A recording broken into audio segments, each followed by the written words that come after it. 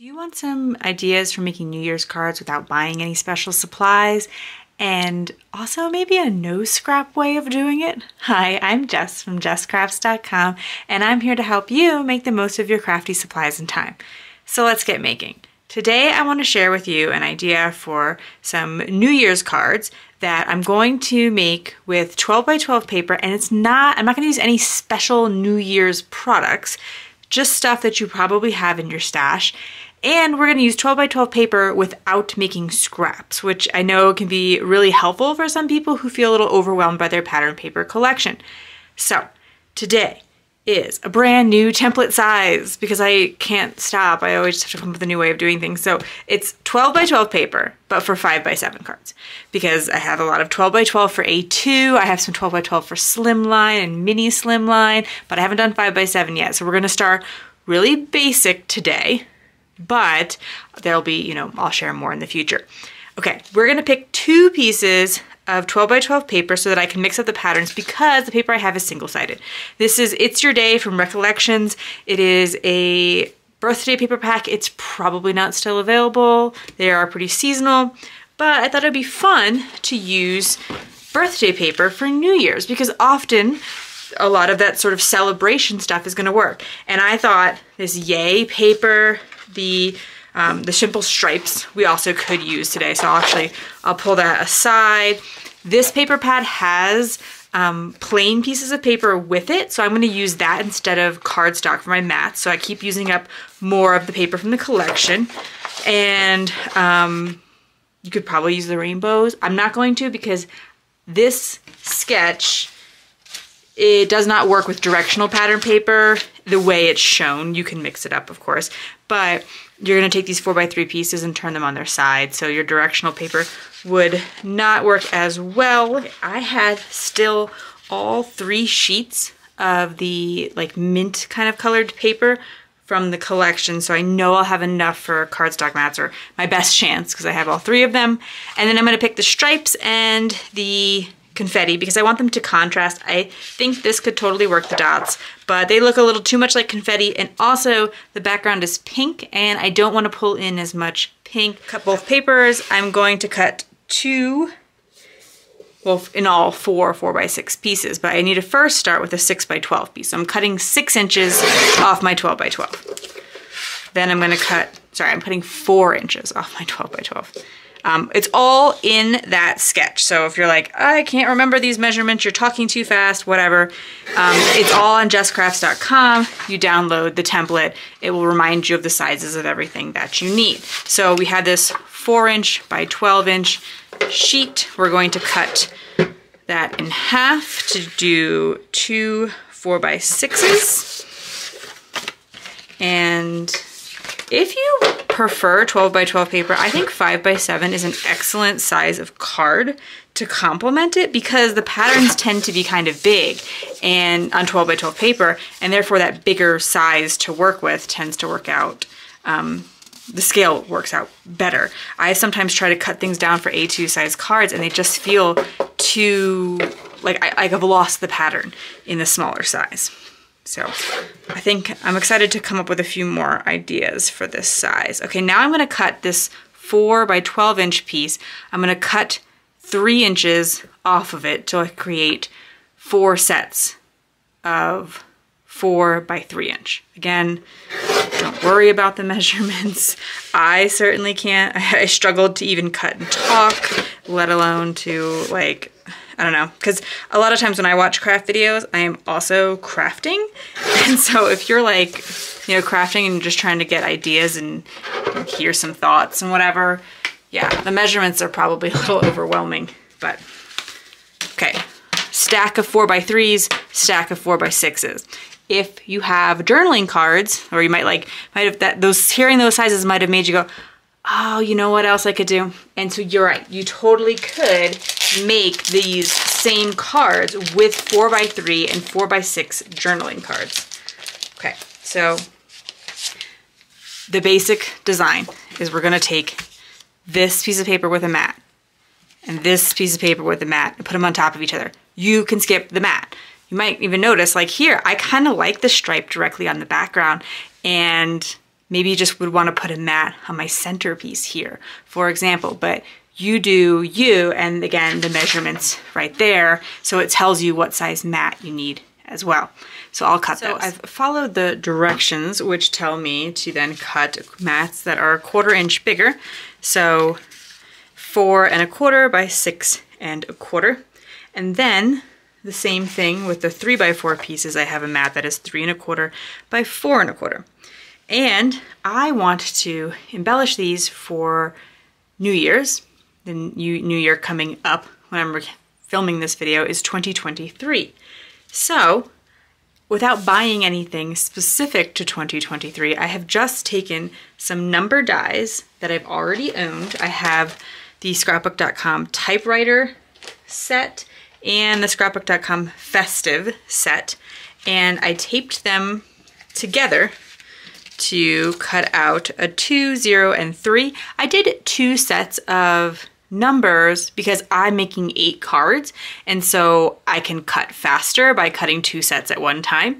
And so you see here that, you know, I had the typewriter set, I think maybe that's the typewriter, I think is the bottom, and then the festive set on top. So I cut those out. Now I couldn't cut out 2023 because I only had 1 of each number, so I just cut out 2, 0, 3.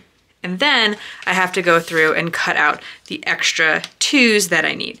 And if you notice, I'm cutting these all out of the center of the large 4 1/4 by 6 1/4 inch mats so that I am not wasting any extra paper, because when I put my 4 by 6 piece, it's just going to cover up that area anyway. Now, if you decided not to do the mats for the 4 by 6, but you still want to cut your numbers, sentiment, whatever, out of the smaller piece, I can say at the very least that you can fit 1 2023, which is what you're going to need for each card, out of the center of a 3 by 4. So you can see that's 2 numbers, so if I put 2 more, and I'll just use my other 0 and 3 for convenience here, but you see you can get 4 numbers out of the center and still easily cover it up. This is something I like to do a lot when I want a coordinating sentiment. So we'll add some adhesive to the back. I would, if I'm going to assemble all of these cards, not on camera, I'm going to tape a whole bunch of things at once and cut a whole bunch of things at once, and you know, all kinds of things like that. And there's plenty of things I'm going to do to make this process a little bit faster. I have also decided that, so I have my confetti paper or my stripe paper. Let's take a quick look at how the numbers look. They're, as you can see, they're kind of noticeable on the confetti paper. Like, they're readable, but it's tough. And then on the stripe paper, it gets really rough. I thought about, well, what if I put it in line with those stripes? Like, would it make it a little bit more readable? And I think it does, but I don't love it. So I need to come up with something else. I decided to go back into the collection and pull out some of the solid red paper. Most of what I had left was pink, and as I said before, I wasn't in the mood to use pink today. So I cut out my red paper into 2 by 3 inch pieces. You can cut 2 by 3 inch pieces pretty evenly, or exactly evenly, from a 12 by 12 paper. So you could cut a whole bunch of 2 by 3 to use it all the way up. I don't need that many. You probably won't if you're making, you know, just 2 sets of cards like I am. So then I have 2023, and I want more of a sentiment. I want to just have it to say, Happy 2023. And again, I'm not gonna need to buy anything special. I don't need any, you know, New Year's products. I'm using birthday products, and actually this one's gonna be a birthday too. I have a happy birthday sentiment. This is actually from Lawn Fawn, but it's one of the free sentiment stamps they sometimes send you in an order. So when I order directly from Lawn Fawn, my most recent order, they sent me this hello. In the past, they've sent me this happy birthday. So what I'm gonna do is I just want the happy, and I'm gonna cut it in half. So we'll place those out. I think the same position still looks fine. So up there in that top corner, I'll put it inside my MISTI. You could totally just stamp this straight. It's a small stamp. Use VersaFine ink is my recommendation for wanting to get a really good impression the first time with the stamp block, I'm going to use black ink, which I do have VersaFine in that. And then there's VersaFine Clear, which has lots of colors. So if you're more of a color stamper, that might be the way to go. I think I'm leaning towards black in this instance. It's not always my favorite color to stamp in. I do like to stamp in colors, but I just don't think that any of the colors that I also am using otherwise will show up very well on this red paper. So I have 23, so let's just do a 2 and a 3 on here. And I can line them both up on the same line on my grid mat. Then when I know those two are straight and I kind of like the distance between them, I can even attempt to do the same thing at the top. So lining it up again on a different line, maybe, you know, this isn't, it's not terribly time consuming, but, and if you really prefer things to be straight, this is a great way of doing it. So this would be my best trick. It's not the super fastest trick. Okay, so I've lined them up on my grid mat, and then I'm just gonna take a piece of mint tape, push it down, and then they should still be lined up in theory here on the mint tape. And this actually does make so I can now kind of hold them all with the mint tape rather than holding each individual letter.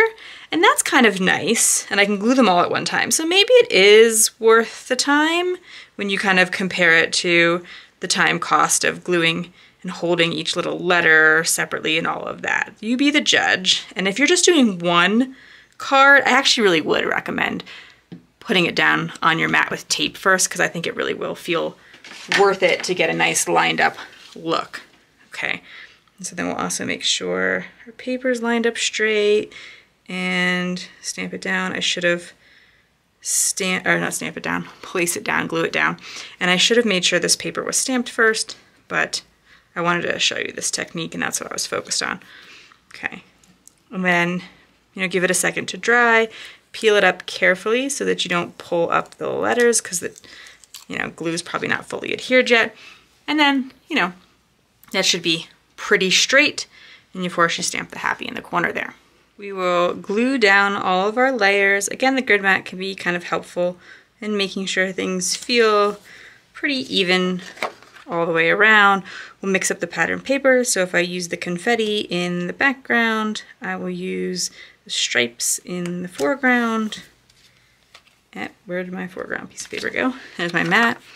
And this is a really flat mailable card. There's many ways you could add some additional dimension if you want, but it is also always great to have flat, easily mailable ideas for holidays as well. If you found this video helpful, here's another video where you can find more ideas for enjoying your crafty time and supplies.